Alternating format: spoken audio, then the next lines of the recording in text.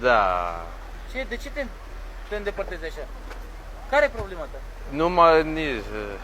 Ce? Nimic. Tu ai vreo problemă cu mine? Nu, tu ai vreo problemă cu Da, mine? problema mea ești tu.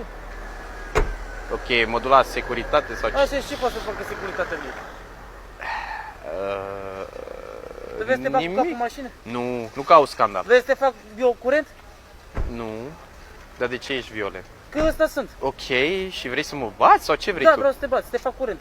Păi Ai da, nevoie da. de curent? Îți dau eu curent, de te râghi pe tine. Eu chem poliția dacă faci Așa, așa. și ce poți să fac Păi cu nu poți să poliția? trăim într-o țară Ia civilizată. mă nu și putem- sună la poliție. Nu, las. Ia mă sună poliția. Nu caut scandal, șefule. Hai mă, cheamă poliția. Doamne, ferește, bine. Ce doamne ferește? Băi, stai așa, că mă vorbești cu mine, ce doamne ferește? Adică mă faci nebun sau cum? Bine, scuze. Nu mă atinge, că te bat. Da, Te iau bine rău de tot, băi. noi facem o filmare acolo, nu e real. Fac Ce pentru, filmare, mă? pentru canalul meu de YouTube. Unde e, bă, camera? Acolo. Da, nu cred. Nu cred. Da, serios? Te-ai schimbat deodată? Da, ne ferește. Bravo cu aia, sunteți... Acum poți să... sunteți fenomenal, sunteți nenorocire, bravo. Bravo. Bravo, vă pup.